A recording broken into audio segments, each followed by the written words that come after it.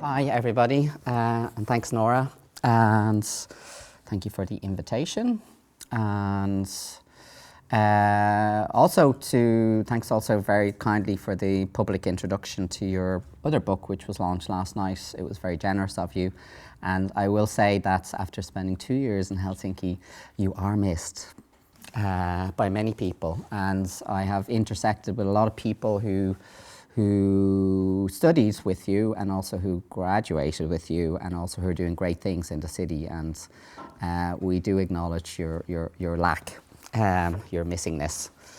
So, but thank you for having me here. What I'm going to do is try and escape together, that we will try to escape together somehow. So that's what we're going to try and do. And I'm not sure whether this environment is constructive for escape, but let's see if we can go there. But there are a number of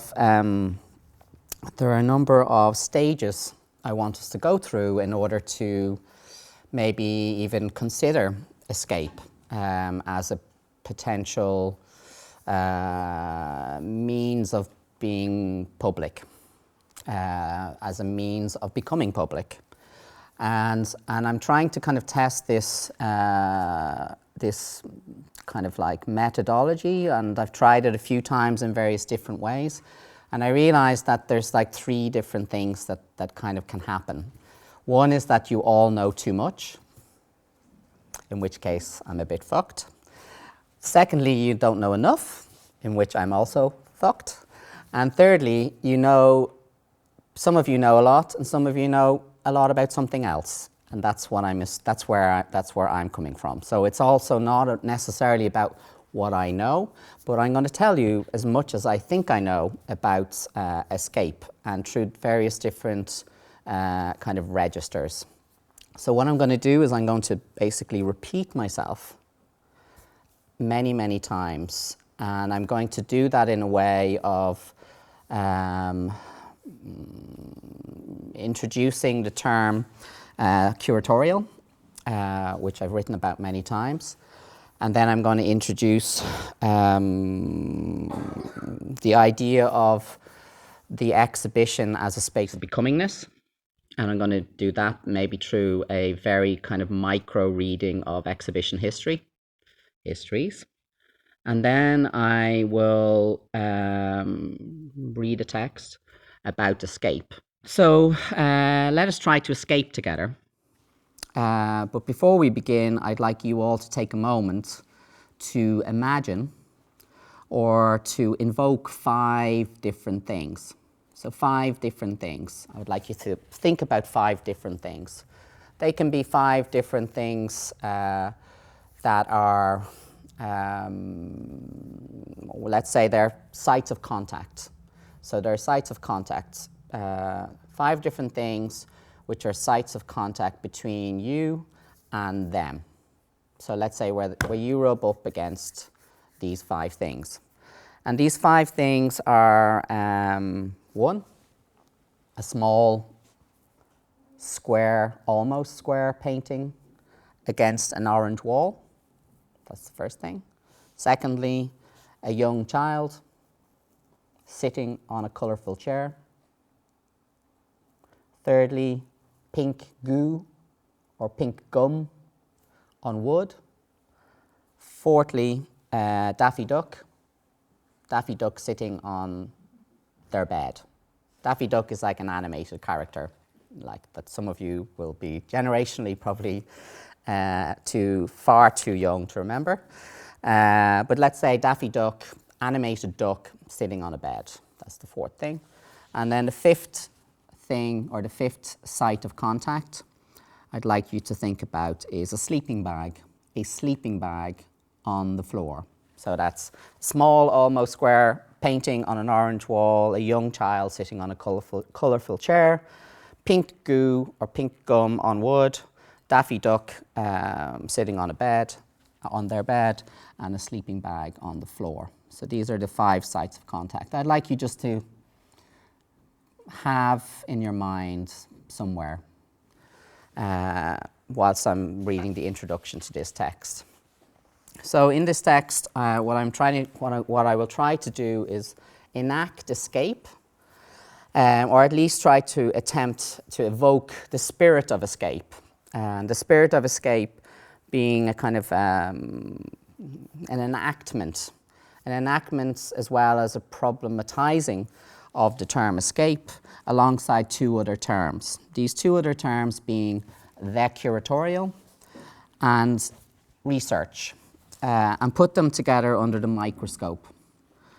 And what I will argue is that an understanding of these terms, that is curatorial, research and escape, those three terms together, are necessary for a more progressive understanding of the exhibition as a form of becoming or becomingness, of togetherness and also of escape for both art and for the viewer. In doing so, what I'll do is I'll navigate through some complexities and contradictions whilst maintaining steadfast throughout that the exhibition as form, not as medium, but as form, the form it takes, the form the medium takes, provides an environment where art is transformed through the logic of escape from being in one state to transforming into another by way of momentarily being public, on show, or in the process of being exhibited. So here, escape, as a key concept of the curatorial, defines itself as an act of release from something, somewhere, or someone, accompanied by the wish to be transformed. Escape in itself, even the word itself, implicates language in a way that it's complicit with our need to be able to at least imagine ourselves elsewhere. So by extending a conception of the curatorial to account for multiple sites of contact, assemblages, and gatherings of diverse bodies and subjects, as well as their discursive connections, I wish to open up the exhibition itself as a potential mode of research in its own process of becoming. Conceived as such, different points of contact are made possible in the exhibition, where exhibiting becomes a form of escape for the artwork as much as for the viewer. So the main question I'm asking with the use of escape is, how can the language of exhibitions therefore enable us to think attentively about escape as a curatorial form? So there's a little bit of like playing between form, exhibition as form, and curatorial form. So I'm saying that exhibitions are a form of the curatorial, but they are only one form through which escape itself can constitute the becomingness of a curatorial form that does not necessitate the exhibition as the end result. So this is the kind of more historical lesson piece.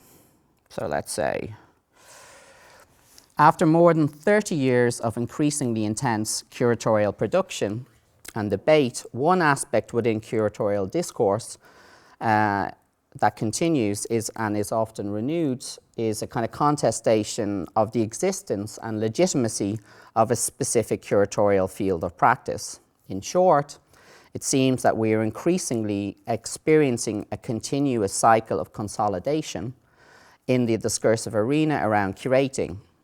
So in this text, what I want to do is to account for the curatorial as a constellated form of emergence and as a process of becoming or becomingness, and propose that the exhibition as form offers a moment of escape for art. Now, I am repeating myself quite a lot now. I will eventually stop repeating myself so that what I'm repeating somehow becomes planted in some way.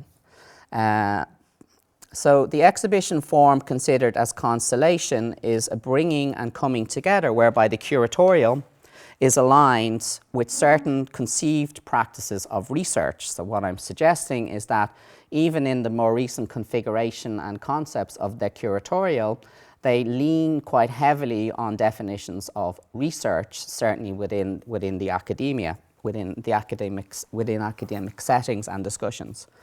This interrelationship between the curatorial and research appears to be essential at a moment when there is such a focus on artistic overproduction, and when the discursive field around curating is riddled with attempts to limit, or at least narrowly define what curating should be, or seeks to be, or to determine which bodies of knowledge shall have enduring consequences.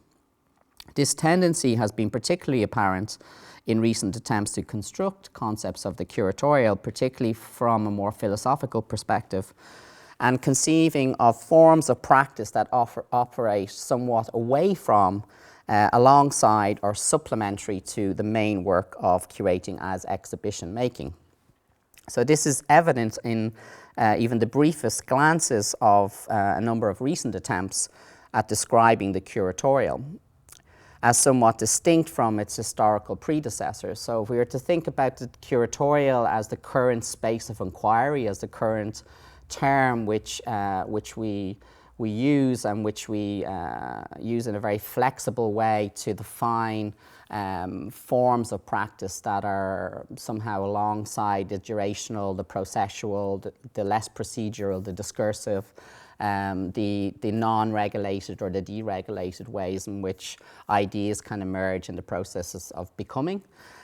We would think about the curatorial as distinct from its historical predecessors. So let's begin with, say, curatorship of primarily late 19th century, early 20th century museum work. So this is what I would call curatorship. Secondly, to exhibition making, which emerges certainly in the, I would say in the 50s, but let's just say it gets planted as an idea or configured around certain pioneers of curating, such as Harald Zeeman, Lucy Lippard, Ziaja, and so forth in the late 60s, early 70s. So the idea of the exhibition as the product of the work of the curator, let's say this called exhibition making as the second phase in this what I call this post-Zemanian or post-Zeeman authored shows, to curating, which is the third phase of this kind of trajectory, historical trajectory, which manifests itself in a kind of co-productive or creative curatorial endeavors or practices, certainly since the 1990s, which I think is also kind of aligned with a more with another kind of moment of globalization for curatorial practice. So the figuration or the figure of the curator becomes much more prevalent within the late 80s, early 90s as a kind of a producer of grand narratives. So in that order, we have these different kind of phases. So for example, this is one of my interludes. This is a small, almost square painting on an orange wall. This is a young child sitting on a colourful chair. This is pink goo on wood. This is Daffy Duck sitting on a bed. This is a sleeping bag on the floor. Now, why I wanted to maybe plant those four objects, those four things, those four sites of contact, is because they're four sites of contact, they're four things which were very formative within the construction of an exhibition, the last exhibition that I curated at the Centre for Curatorial Studies in Bard College, which was called We Are the Centre. And these four works, or four sites of contact, became really important for me in terms of thinking about shifting and kind of an imaginary for the exhibition away from a spatio-temporal phenomenological reading of the exhibition as a formation to a more ontological reading of the exhibition as a formation. So is it possible for an exhibition to become, as an extension of a constellation of relationships, a constellations of points of contact? How can all these points of contact come together in an exhibition as a kind of form of being? These are two works by the artist William McKeown, and the small painting and the orange wallpaper. So in thinking about these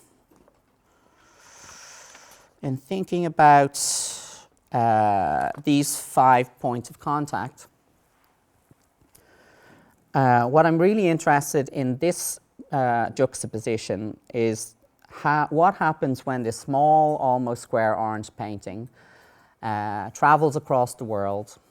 It lives, the small painting, which is about this size, it lives in a storage facility in Scotland, which is an independent, well, a semi-independent country in the north of the United Kingdom.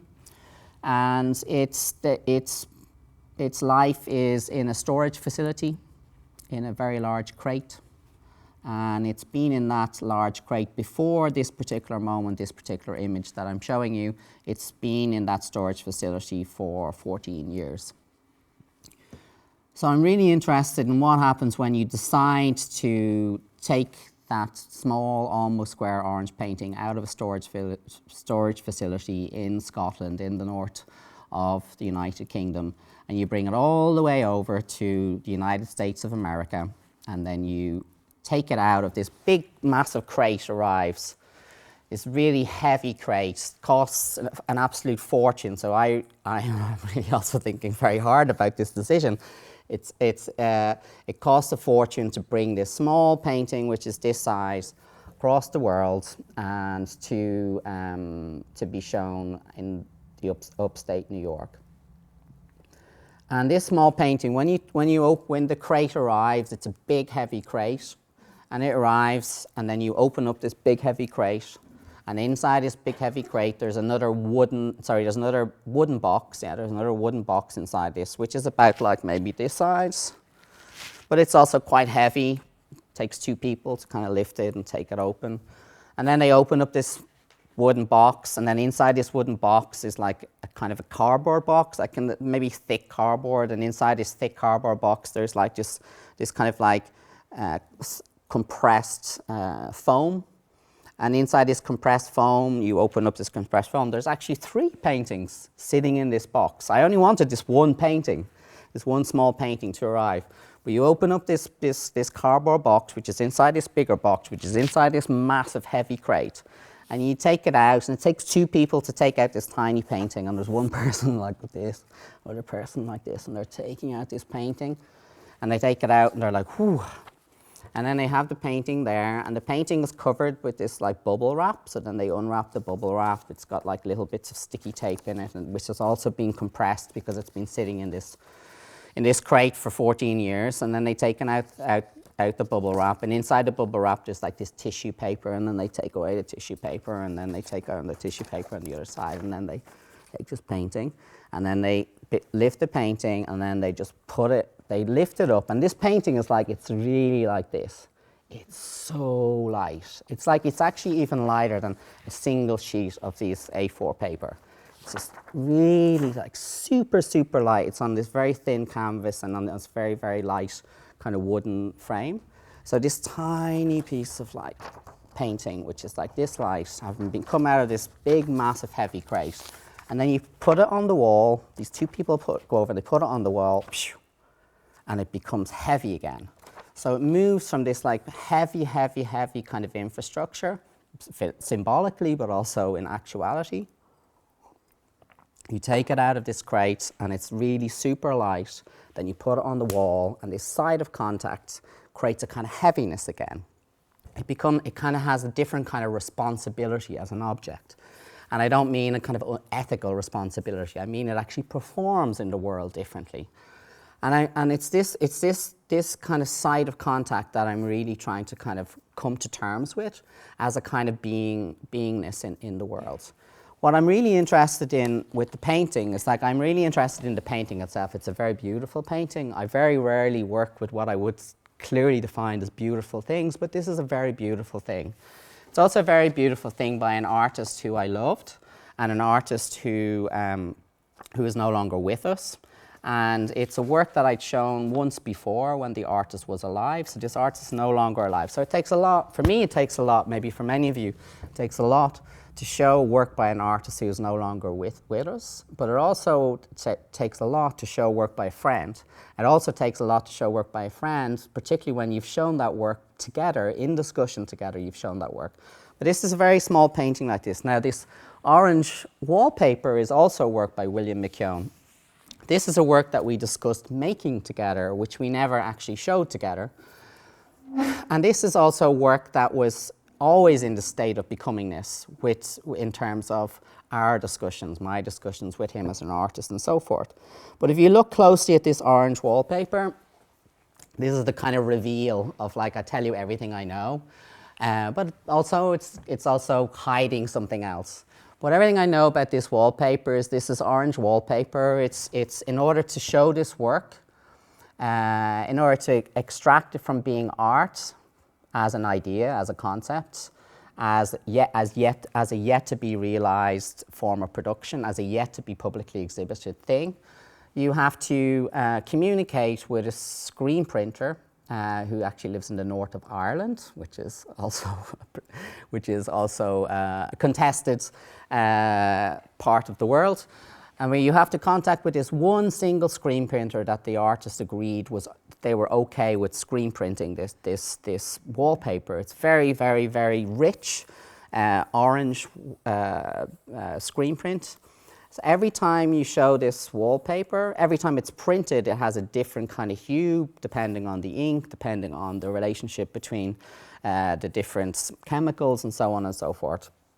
But anyway, so you agree, and then you have a budget, and you decide how much space you need, how much length you need, and so forth. So it's actually an old form of, like, dimension. So it's actually about this wide, the wallpaper, and it goes like this. But if you look closely, it's a cuckoo, which is a very common British bird.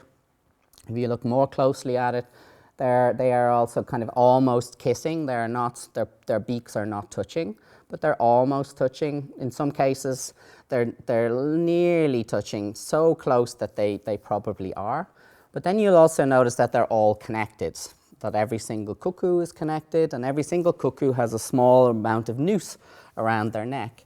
So if one single cuckoo decides to be free or decides to be independent of the flock or of the collective, they will all disappear. They will all reach their demise. They will all technically kill themselves. And this was a work that Willie made very consciously of his own life and death, and he eventually committed suicide. I'm not trying to create a romance about that, but knowing that makes it very difficult to show that work, and knowing that makes it very difficult to turn it into a form of public exhibition. But what I'm really interested in, when you take this, like, really super light thing, and then out of this very heavy thing, you put it on the wall, and it actually gathers this kind of weight together. And I'm really interested in, like, everything behind this canvas that somehow fits to the wall, there creates a kind of a moment of its own kind of display or whatever. I'm interested in what's hidden behind the canvas, and also what happens to it when it moves from being art into being exhibition. What I'm really interested in this point of contact is that this young child, this is a Mary Heilman, a work by the artist Mary Heilman, who lives in California. And Mary Heilman is really also a brilliant surfer, but also well known for her kind of, like, feminist abstractions and her investments in kind of, like, reimagining abstract painting through the lens of gender and queer identities and so forth. What I'm really interested in this particular work is when this child sits on this Mary Heilman chair, that she's like, oh, this is really great. This is like she finds this kind of, like, place for her body, which her body now fits to this chair. It's perfectly fitted. It's almost like no chair preceding this particular moment fitted her body so perfectly. She stops looking around. She stops having a kind of total, like, ontological relationship with this chair. This is a live moment where it's just like, wow, this this is my chair. How come nobody told me this chair existed before? So there's a really beautiful moment where she's just like, whoa, this is like, can I take this chair home with me? It's like, this is like, and it was a moment where I went, I have to do something about this chair. I have to show this chair. And it's also not a very easy process to go through to show a Mary Heilmann chair, particularly to show a Mary Heilmann chair, which she defines as being kind of sculptural paintings or paintings as sculptures, social sculptures. It's very difficult to show them without showing the rest of her paintings. This is pink goo and wood. This is, as well as being pink goo and wood, it's also work by the artist Nina Kanell. Nina Kanell is a Swedish artist based in Berlin. She's also makes very complicated works about material processes. But what I'm really interested in this as a point of contact, the shift from being art as an idea, as a concept, or even as a material practice, is how the process of exhibiting this work and the actual process of the work being in exhibition somehow kind of mirror each other. This is pistachio gum on wood. This is pistachio gum which is produced primarily as a commercial product in Iran. So it's Iranian pistachio gum. When you work with this particular product, you have to import it from Iran. It's the only country that exports it. Now, trying to get Iranian pistachio gum to the United States of America is not an easy thing to do, but it's also an interesting part of the process. So what we did is that we imported pistachio gum to Germany, and then we imported from Germany officially. We imported many pots of pistachio gum to the United States of America, and that was our way of working with this particular material. It's a very ecological material. It's literally the gum from the tree of the pistachio nut, which is or fruit. And what happens when you work with this particular material is that it goes from being a fairly solid material, and then you open up the tin, and then you pour it, and it pours like really slowly. And then it almost like takes on like a kind of like a gummy, kind of like rubbery, kind of like sculptural form. And then you have to remove this cast when you use the material. And then slowly over time, because of gravity, but also because of the material processes and its effects it becomes oxidized, and it kind of starts to kind of move down the wood, and it starts to move from being solid to liquid to kind of goo to gum, and then it turns to a kind of a glacial glass-like substance. This is it at around maybe around like 6 weeks in the product. This is a point of contact between Daffy Duck, which is a work by Garrett Long, who's a Canadian artist based in Toronto. And Garrett made this on Fogo Island as part of a residency, and he couldn't work out what to do, so he made this particular work. But what's interesting to me about this particular work is this kind of like temporal interstitiality that Daffy Duck is in. So this bed, which has fitted his body all of their life, suddenly is no longer like big enough to take his body. And then he's kind of stuck in this kind of constant state of like reflection, and why is this bed no longer big enough for my physical body? So I'm interested in what happens when Daffy's body, that's been in contact with his bed all of its life, suddenly then it's no longer kind of fits. It's somehow like uncanny, or it's somehow no longer present. And then this is a work by an artist called Eduardo Padilla, who's a Brazilian artist based in Uruguayan Brazilian artist based in London, and it's a sleeping bag made out of abandoned mattresses, which are collected from working with members of the homeless communities in London, and then all of these mattresses, the material is taken apart and then stitched together into these quite beautiful sleeping bags. And then they become these kind of social sculptures in exhibition. So that's the little interlude. We're going to go back to the curatorial now. In an earlier text, in order to define the curatorial, in this publication Under Construction, Ira Rogoff articulates the event of the curatorial as critical thought that does not wish to embody itself, instead raising questions that are to be unravelled over time. In a more recent publication with the theorist, philosopher Jean-Paul Martineau, Rogoff, in the preface for their book, which is actually called The Curatorial, they state that if curating is a gamut of professional practices that had to do with setting up exhibitions and other modes of display, then the curatorial operates on a very different level.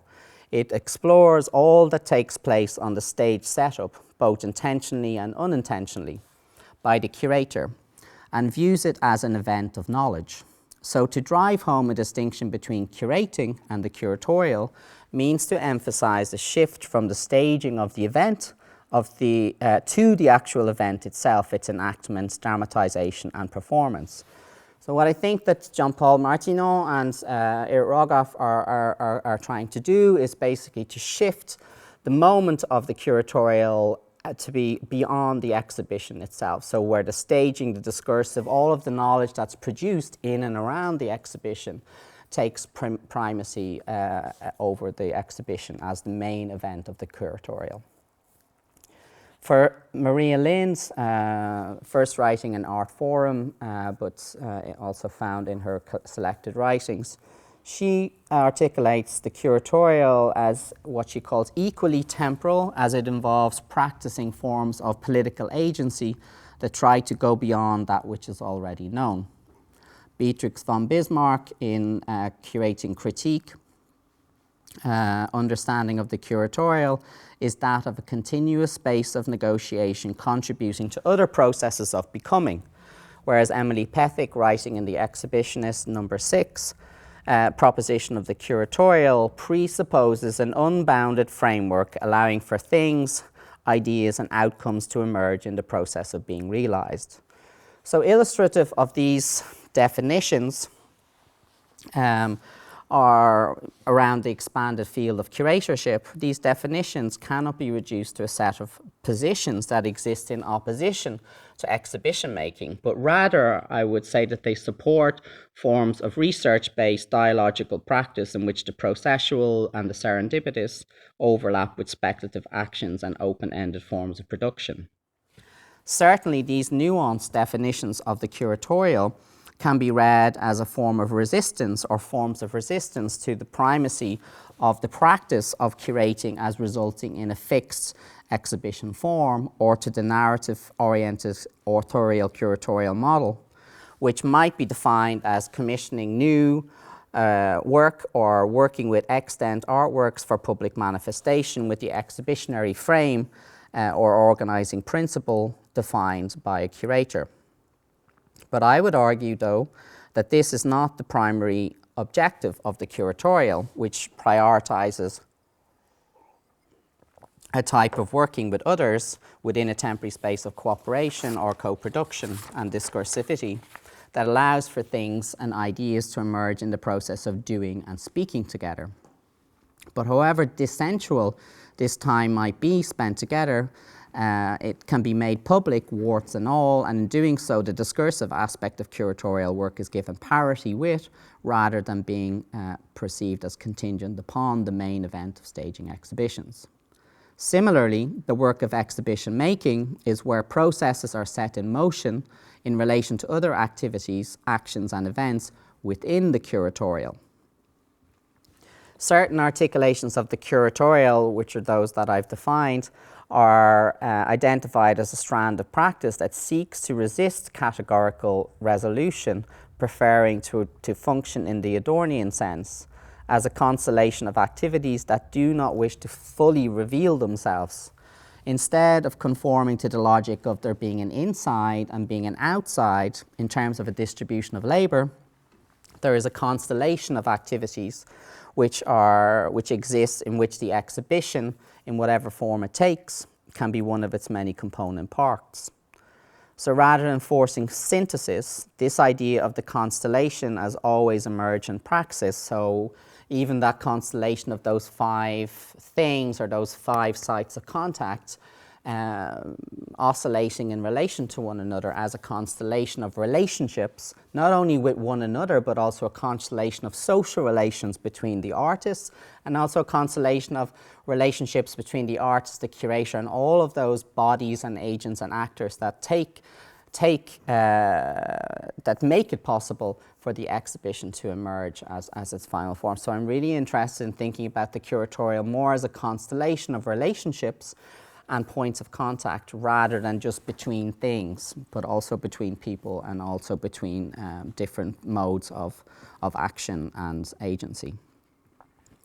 So in thinking about the curatorial as a constellation, it brings together incommensurable social objects, ideas, and subject relations in order to demonstrate the structural faults and falsities inherent in the notion of the hermetic exhibition as primary curatorial work. So rather than being either for or against, or even contra or integrated in the curatorial as constellation of practices, it proposes that a more juxtaposed or simultaneous field of signification, form, content, and of critique are possible. The constellation in this sense is an ever-shifting and dynamic cluster of elements that are always resisting reduction to a single common denominator. By preserving irreconcilable differences between things, actions, discourses, and at the moment of exhibition, in whatever public form this takes, such practice retains a tension between the universal and the particular, and between essentialism and nominalism. Now that's the kind of like hard theory part of the thing. So I'm basically saying that the curatorial and certain understandings of research have become kind of more aligned with one another. And then more recently, there's a means of moving beyond an understanding of exhibitions as the main outcome of curating as production. So in relation to these possible conjunctions and convergences and divergences between the curatorial and research, the exhibition form can be conceived of as a research action in itself, as much as a curatorial mode of emergent practice. In this sense, the curatorial as research, rather than primarily as production or as authorship, shifts the emphasis away from the exhibition as spatio-temporal, as a phenomenological encounter with art. Instead, art as object, as concept, or as thing in whatever form it takes or manifests itself becomes part of an exploratory process of transformation through a process of being in motion, moving from one state of being towards another, from being art to becoming exhibition as part of the curatorial process. So for that painting, its existence as art is in a storage facility in Scotland, but it's also existence as art is part of a kind of economic exchange system where it's part of a market. It's yet to be sold, it's yet to be activated in terms of a commodity. So I'm interested in the exhibition as a public moment where art stops being itself and becomes something else. And it's this moment of publicness that extracts art from being art and into a form of being exhibited. Additionally, the eventful experience of art as encounter moves towards a more ontological register where art is transformed by this moment of becoming exhibition. That is to say that art stops being art as it was prior to its showing or prior to its display, and becomes art in exhibition in terms of a temporary moment of being publicly present. At that moment or in that encounter, art is becoming or being with a movement, an evolution, changing to something or someone, and a being in motion, where the ontic as being real or becoming real or existence as living form. And I think this is not an easy thing to grasp, but it's not an easy thing to grasp because the whole history of philosophy is based on, or one history of philosophy, shall we say, is based on this contestation between phenomenology and the phenomenological field of philosophy and then the ontological field of philosophy. So these great arguments that were happening within the foundation of phenomenology as critical philosophy, where Husserl and Heidegger, as many of you who are much more in tune with the history of the Germanic philosophical tradition will be aware of, that Husserl argued that knowledge was formed through experience, that we couldn't know something unless we experience it. We come to know something, and that is what is phenomenology, so knowledge gained through the experiential. Whereas Heidegger argued that something exists in advance of that knowing through the experiential. Something is ontic, something is becoming in advance of ourselves. We already are before we know we are becoming. So this is art before it shifts from being art to being art in exhibition. It even says it. It says art below. This is how people deal with it. They even call it art. So this is the second green chair, almost from the left, from the right. 1, 2. Is the same chair that young child was sitting on in Whitechapel Art Gallery in the photograph that I showed you earlier. It's exactly the same chair. It's exactly the same objects. And it's been moved. It's been shipped over to. It's only been shipped up from New York. Actually, it was shipped already from London to New York. It lives in New York, and it lives with these 3 other chairs in a storage facility in Brooklyn, in New York. But it's exactly the same chair that you saw in the photograph of the child activating it. This is the wallpaper that is becoming exhibition, so where it shifts from being art to being exhibition.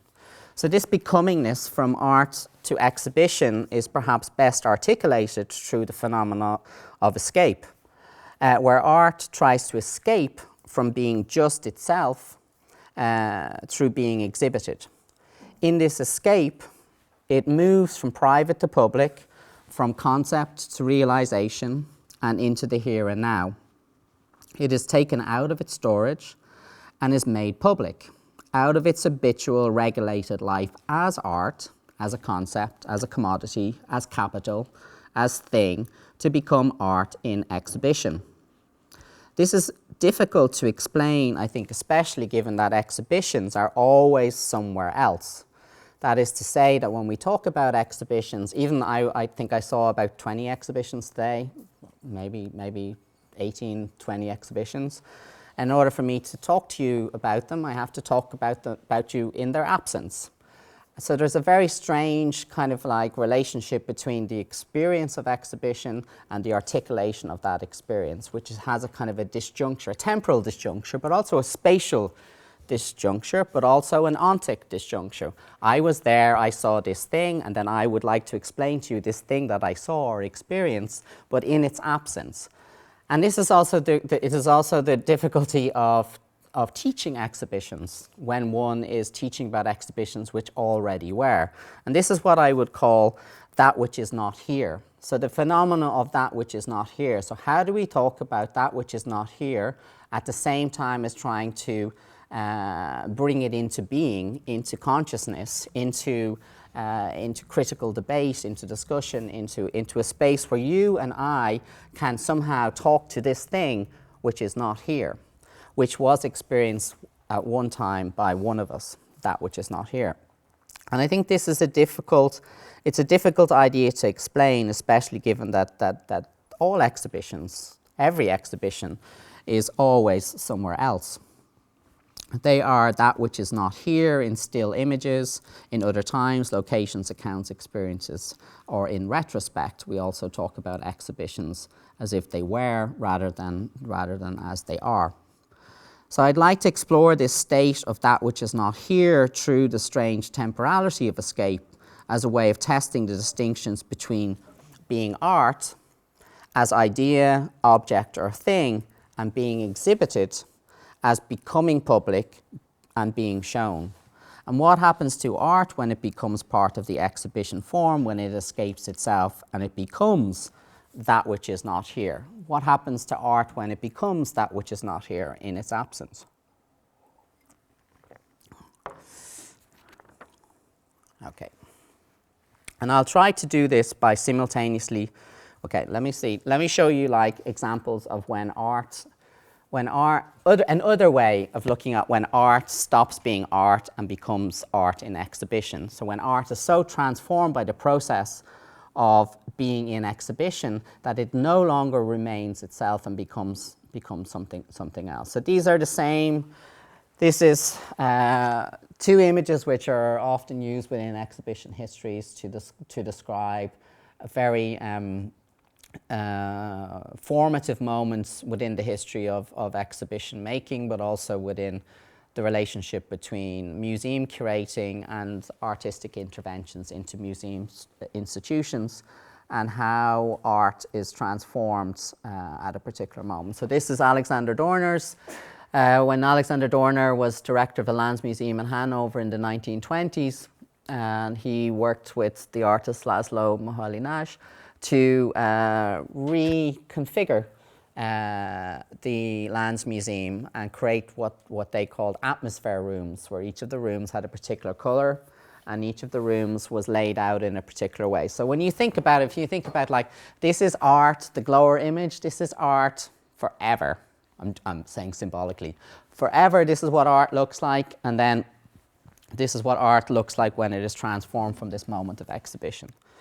This is the top image being the same drawings that are on the bottom image, but this is like 5 years later. This is how the drawing room in the Landsmuseum looked for years. This is how it looked after this kind of intervention.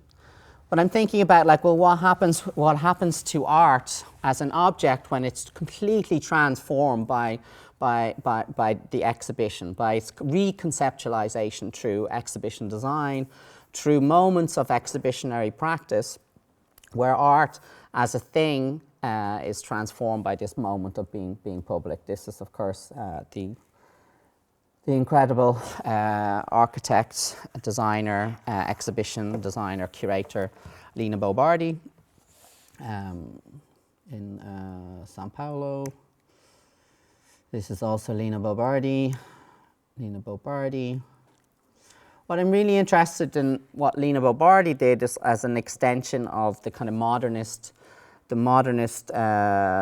critique of what Lissitzky called a crisis of subject relations. So the relationship between people was ultimately transformed by the modernizational projects, certainly within Europe and Western Europe. In Western Europe and North America, they try to create situations within exhibitions that activated the viewer in particular ways. So this is like Kiesler's L&T type display systems from 1924, where all of the works are shown off the walls, similarly to Lina Bo Bardi's exhibition display structures, where the artworks no longer require walls, and instead they create a kind of more interactive or more, what they call more productive relationship between the subjects and objects in the exhibitions. So what happens when art, as public art, looks like this, and then suddenly looks like this? So I'm really interested in like these moments where this is like the same year, basically. This photograph is from the same year. This is David Hammond's, obviously, and this is Richard Serra's arc in New York. And they were actually quite, maybe just I think maybe 3 kilometer walk between each other. So I'm really interested in these moments when art stops being art and becomes something else through this moment of exhibition. And of course, these are very carefully selected images. So I'm aware of my completely manipulative self. But also it's David Hammond's, very aware of what he's doing. So, so what I want us to do,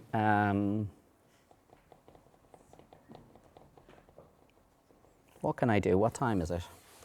I've got 15 minutes. Yeah, 15 minutes.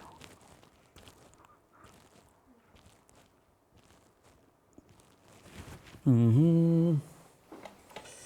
15 minutes. It's a long time.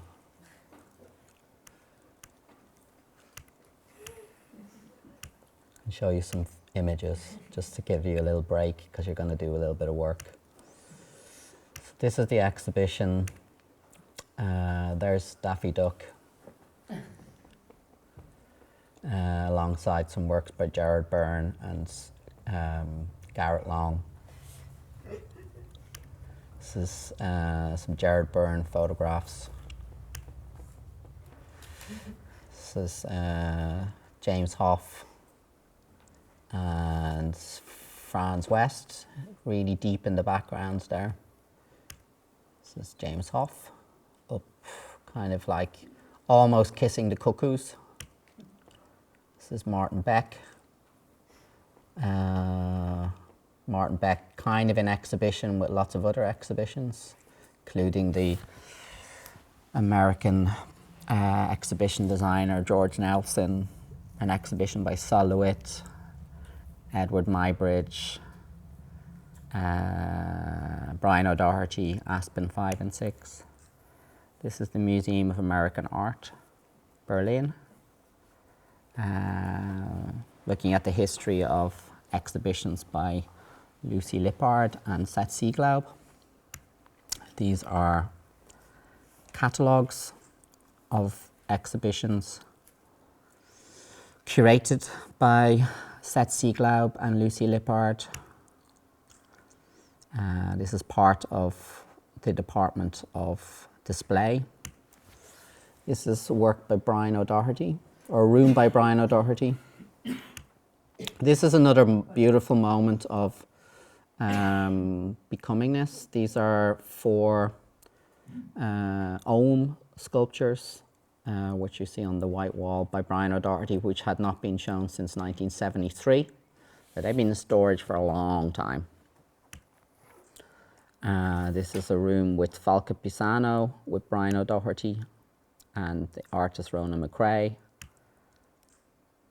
This is the little green seat that you see is the work by Mary Heilman, alongside work by Eduardo Padilla, who made the sleeping bag sitting on the floor, alongside a wall of drawings by Ulrika Müller, alongside one single painting by Mary Heilman and a sculpture by Marjolein Deitman.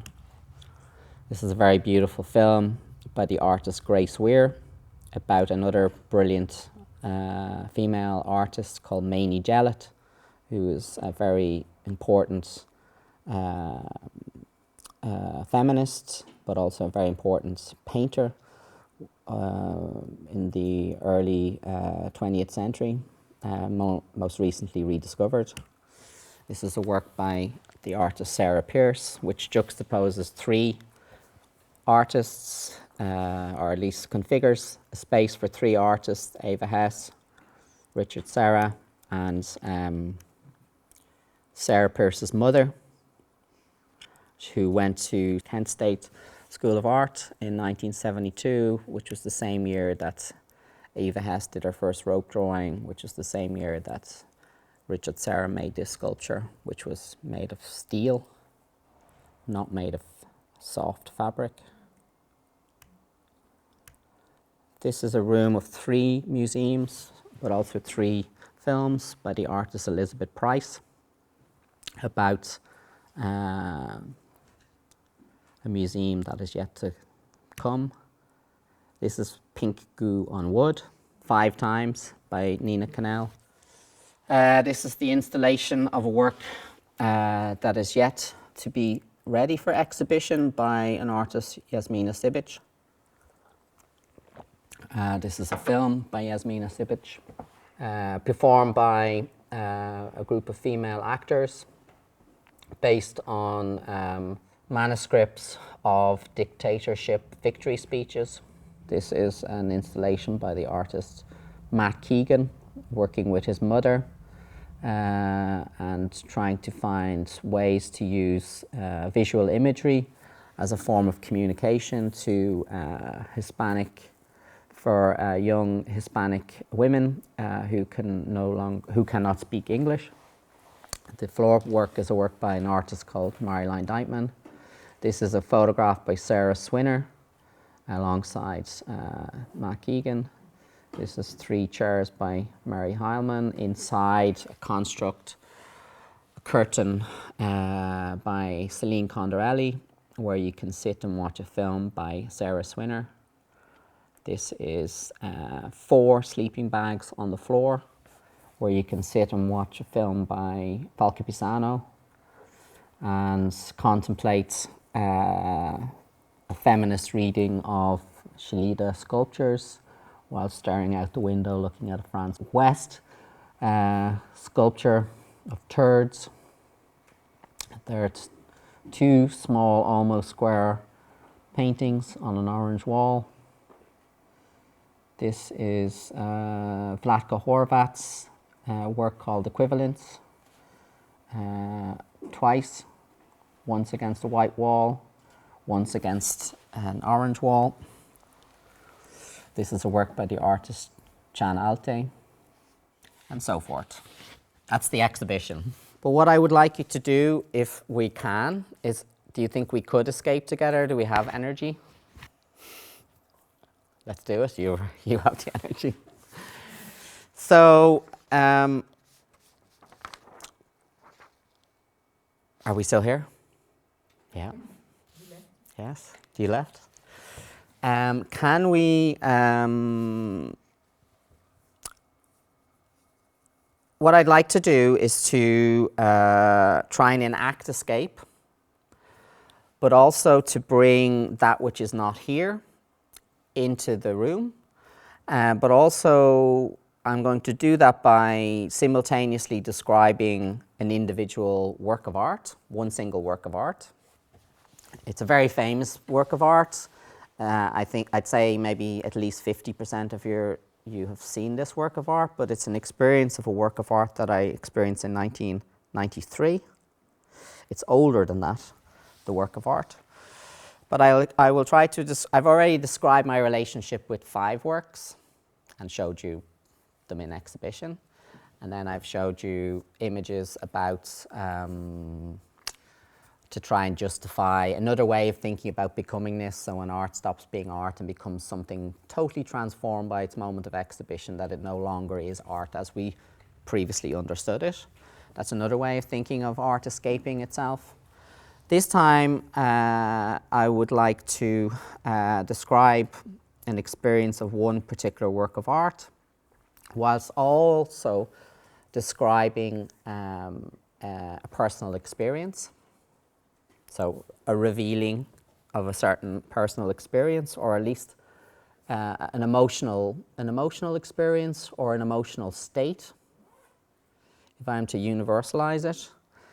And I'd like to put these 2 things together. So the point of contact is no longer a small, almost square painting on an orange wall, or the young child's body sitting on the chair, or the sleeping bag on the floor, or the pink goo on wood. This time the point of contact is a bit more difficult and a bit more symbolic, but it's the experience of the artwork alongside an experience that the artwork is not responsible for, but maybe it could be, it's a very strong experience, it's a very strong emotional state. But putting those two things together, I'm going to try and put those two things together in a text. And I'd like you to try and maybe do the same thing. What I'd like to do is to try and find multiple ways of interpreting the concept of escape, in theory, in memory, but also in practice.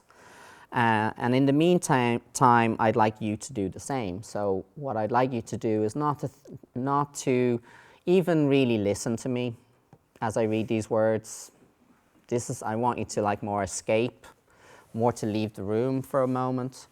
And I will also try and leave the room for a moment through the reading of this text. So it's a really close reading of an experience of an artwork alongside a really careful articulation of a trauma. I'm not asking you to bring a trauma into the room. I will do that. But to bring a really strong emotional state in relation to this artwork. It can be a bit of a mental leap, but you'll be able to do it once my voice just starts to kind of disappear. And that is, I want you to take a moment to evoke just a single work of art that you've been transformed by, and to try and reimagine it.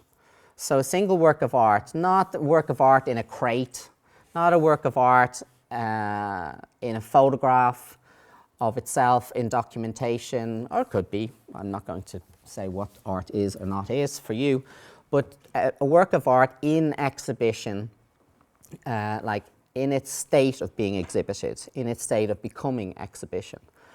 And I'd like you to, if possible, to try and reimagine that and bring it into the here and now.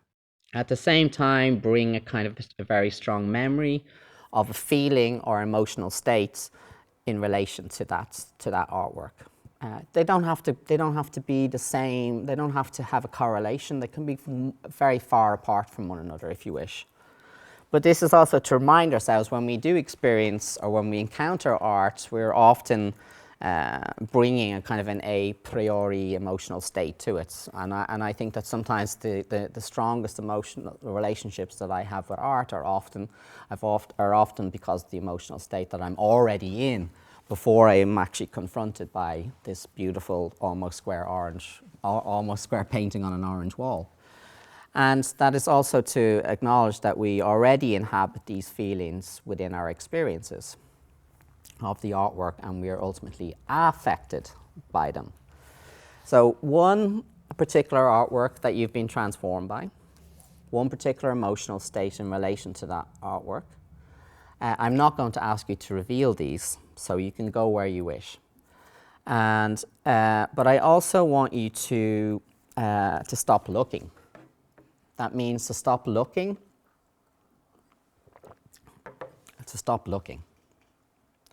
So to stop looking at me, to stop looking at something, and to invoke this thing, to invoke this art and exhibition, and to evoke this emotional, overwhelming sensation, and to do it through the act of not looking.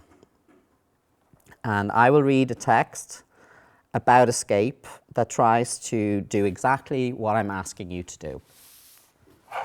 And I will not look at you. And I would prefer if you did not look at me. Anyway, here goes. Back to the beginning. Back to the beginning. It's not me.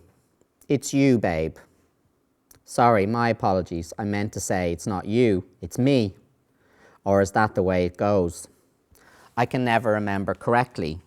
It's one of my memory blocks, one of my default settings that always seems to get in the way. Was it you facing me or me facing you? When we both stood there opposite each other and each one of us said something like that. Which one of us was looking to find a way out? Neither of us would admit to trying to find a door, the exit, quickly enough. Somehow, it was too late before we realized it was each other, us, you and me, who were getting in each other's way. Where did we come in? How could we get out? Preferably separately, without each other's knowing. But now we knew we could not escape each other, nor from where we were. There was no way around, no way backwards, nor forwards, no left, nor right. All sense of direction, even up and down, seemed to be impossible to decipher. Looking back, I think it was something to do with desire, wanting to visualize ourselves differently. If it is this idea of escape, even the mere word itself, that releases us from something, then language is complicit with our need to be able to, at least, imagine ourselves elsewhere. Linked to a sense of failure and disappointment with the world, the concept of escape is often perceived as an act of release or liberation from something, from somewhere, or from someone, accompanied by the wish to be transformed. It is a word that makes us grateful. We are thankful that we can escape because it makes it possible for us to imagine an alternative. The act of escape entails a productive practice of illusory disappearance and the possibility of a displacement of the self. When I think of the phenomena of escape, it appears to be bound up in our earliest experiences of play, underpinning many of our childhood games, from hide and seek to blind man's bluff or kiss and chase. In each scenario, there is an innate tension between the desire to be caught and to get away. There is also an inherent psychological paradox as much as a regulatory modality of escape. The skill when hiding is to make it interesting to be found rather than to try to avoid being found out altogether. The game fails if the seeker gives up or the hider disappears. These are the transgressions of the psychic economy of the game, where everyone is reassuringly found in the end. In a successful game of hide and seek, everyone is found. No one, in fact, escapes. Play is therefore reliant upon us not being too elusive or too good or too bad. Play should always retain an amateurish or even childish dimension. We must never extract ourselves completely from the game as a game, or we will be lost forever. There is a psychology of tentative escapology whereby the practice of avoidance is the very condition of preparation, awaiting to be eventually revealed, where illusion, elusiveness, and artful dodgery go hand in hand, with an inevitable failure to stay hidden or out of the game. When we consider the ontology of play and how it relates to life, that is our life, then what Levinas calls the pleasant game of life, which ceases to be just a game. There is an impossibility of getting out of the life as reality game and of giving back to things their childlike or toy-like usefulness. And it's bound to the specific moment of one's life when infancy comes to an end, and we begin to define the very notion of seriousness as a part of growing up. What counts then in all this experience of being is the inescapability of life itself, the process of growing up and its very constraints, its social conventions, its realities. The urge to escape is our recognition of this inevitability, where the act of escape or flight from our own becoming, from our reality, is a search for refuge. It's not a matter of getting out of life, but also of going somewhere, and it is therefore a spatial as much as a temporal metaphor. The need to escape is found to be identical at every juncture to which its adventure leads. It is as though the path travelled along could not lessen our dissatisfaction with the reality the adventure tries to lead us away from, towards somewhere else. Therefore, with our need to escape, being itself appears not only as an obstacle that thinking has to surmount or overcome. It appears as an imprisonment even, from which one must get out. Escaping is when the I of existence wants to get out of itself, but does not flee itself as a limited being. Escape therefore puts into question peace with the self as a general entity, since it aspires to break the chains of the I to the self. It is being itself, or the one self, from which escape flees. In escape, the I flees itself, not in opposition to the infinity of what it is not, or what it will not become, but rather due to the fact that it is, or that it becomes. Escape therefore sits at the very inner structure of our being as a form of self-positing. It is a reminder that our events of our individual lives are masking the inevitability of all life as something which is time-limited or comes to a certain end. Escape can be a stepping outside of this time limitation of lifetime, but it is always deceptive. Like all immediate pleasures, it folds in on itself. It is within a moment of its own experience, but we inevitably fail to escape from ourselves. So, what's this got to do with art and its artistic terms, or when art is exhibited or practiced, or when art stops being art and becomes art in exhibition? What happens when art becomes? If we think to the idea of play as an important element of what Levinas calls the pleasant game of life, then by extension art can be seen as something that is a game that is played, not in a facetious or fictitious way, but really as something we choose to play, to be part of, and that might bring us pleasure, but also as something that allows us to escape. I would argue that the concept of escape is perhaps best embodied in the ready-made, which from Duchamp to Kunst to Lawler to Sturtevant has brought about the object's extraction from the world and its temporary removal and its reconceptualization, leading to an adjustment of its value in the world. The role of the ready-made as that which is adapted or adopted from already existing things in the world proffers an updated figure of the artist as escapologist that is more Houdini, who comes back, than Bascianada, who does not. Simultaneously, the artist as escapologist engages in acts of removal and renewal in which there is a constant slippage between concealing, resurrecting, and being uncovered, performing multiple selves, or something to do with fragmented subjectivities, as a kind of performed being in many places at once. In enacting this escape, similarly ordinary, mundane things get away from being themselves, without ever losing sight of what they once were. A small, almost square orange painting on an orange wall will always be and almost be a small, almost square painting on an orange wall. Actors become spectators. We become observers of ourselves. Playing becomes image and form. The room, the gallery, becomes a strange play space. A game becomes a space of display.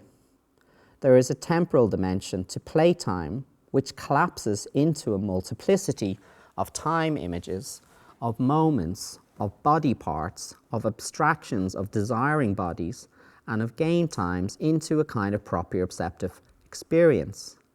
Like the tennis player whose racket becomes part of their body, the images and the games become extensions of each other and us as viewers and players of the game, as much as they collapse into one another. Escapology, therefore, provides a sense of melancholic transportation. The artwork that you are trying to imagine or to reimagine or invoke again, engages in a kind of double game, a shifting to and fro of associations. There is a fear of a world being lost forever is paralleled with an equally persuasive desire to be rediscovered differently. That which is not here is therefore not really a game, but many games, whilst not being a game at all. We become the things around us which surround us, whilst they are revealed as both themselves and something more than they once were. The locus of the end work hides in many places, people, things, actions, and times at once, almost getting lost, but always wanting to be found. As a box of tricks invested in an exchange economy of signs, both objects and bodies in action are at once strange and familiar.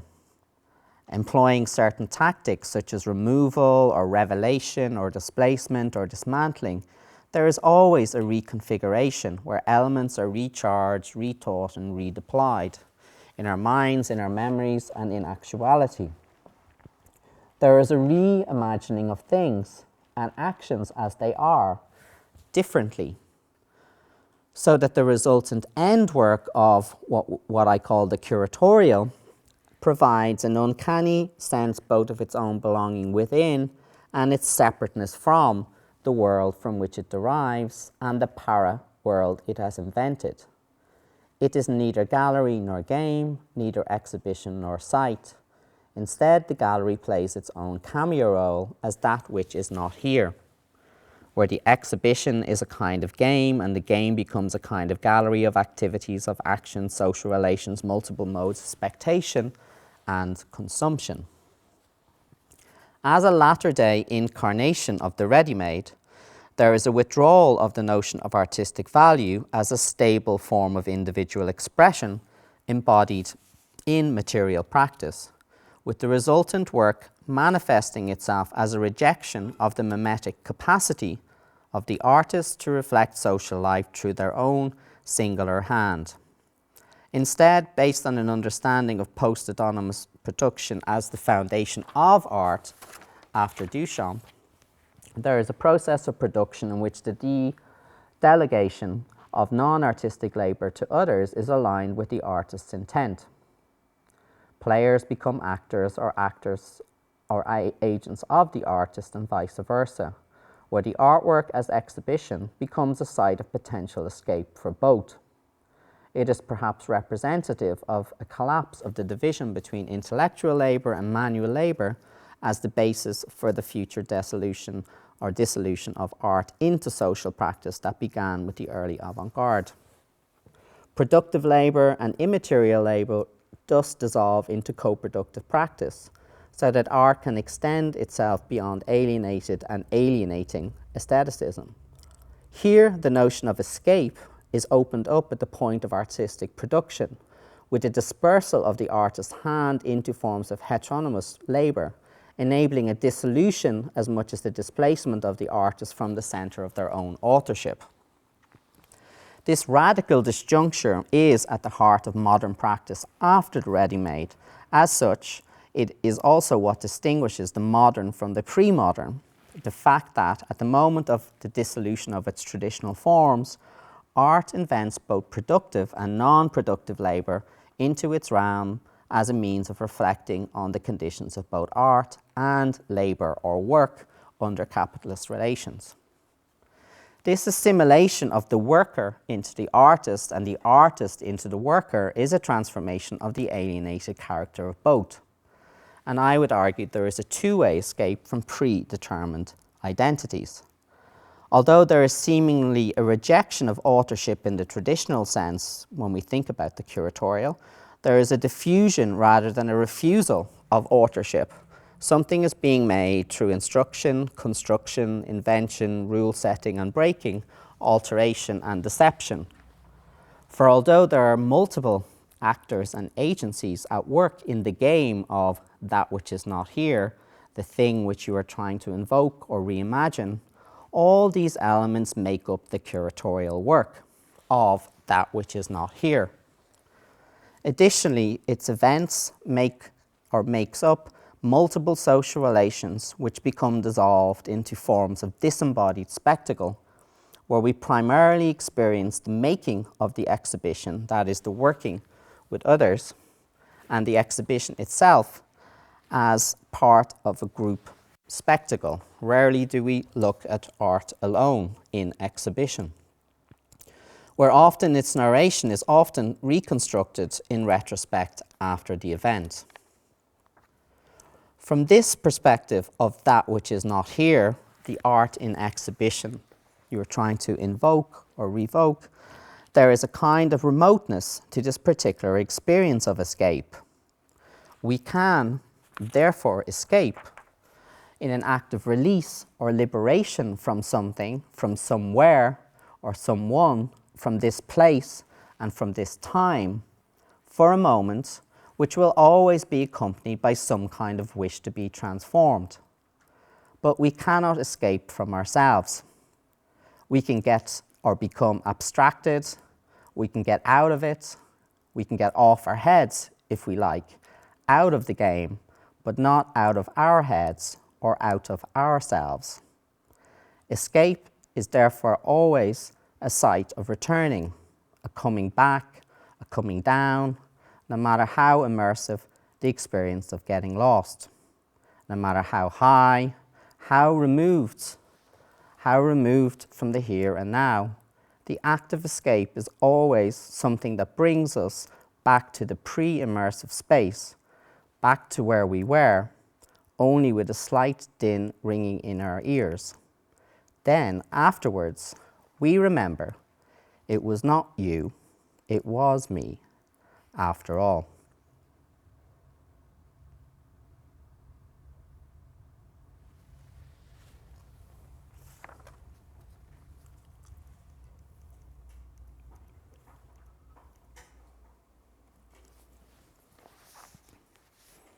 That's a small, almost square painting on an orange wall.